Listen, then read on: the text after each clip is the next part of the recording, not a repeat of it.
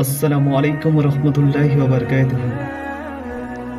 প্রিয় দিনী ভাই, আপনাদের সামনে একটা ছোট্ট একটা মেসেজ নিয়ে আপনাদের সামনে দাঁড়িয়েছি।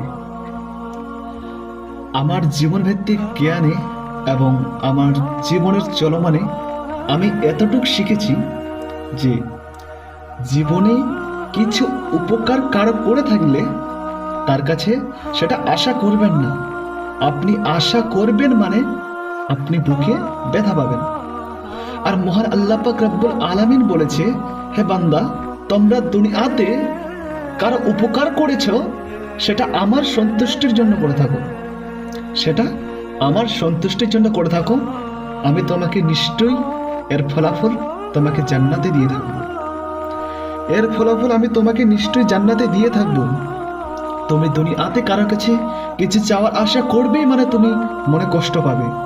তুমি ভাবলে যে আজকে আমি তার একটা উপকার করে থেকেছি মানে তিনার কাছে আমিও একটা উপকার পাবো না।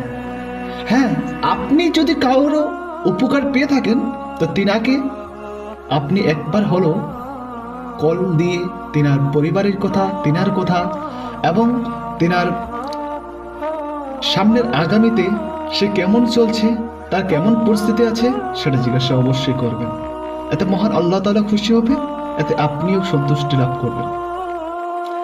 আর দুনিয়াতে শুধু মানুষের উপকার করে থাকে শুধু নিজের অভ্যন্তরিক নিজের কিছু পাওয়া, কিছু চাওয়ার জন্য, কিন্তু আপনি উপকার করে থাকবেন কারো পাওয়া চাওয়া আশা নিয়ে। আপনি একমাত্র উপকার করে থাকবেন সে মহান আল্লাহ পাক রব্বুল আলামিনকে সন্তুষ্টি রাখার জন্য।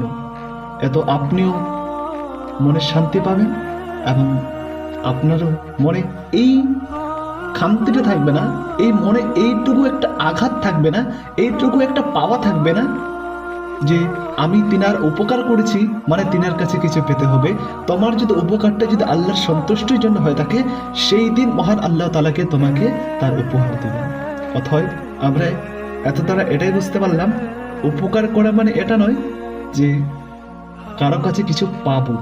আপনি কারো কাছে কিছু পাবো এই শব্দটি আশা করে থাকলেই আপনি তিনার কাছে কষ্ট ছাড়ার কিছুই পাবেন না। সে যদি না দিয়ে থাকে, সে যদি ভুলে যায়, এই কথা নিয়ে চিন্তা করবেন না। চিন্তা করুন সে আল্লাহকে নিয়ে, যে আল্লাহ আমাকে আজকে চলাচ্ছে, আগামীতেও চলাবে। আসসালামু আলাইকুম ওয়া রাহমাতুল্লাহি ওয়া বারাকাতুহু।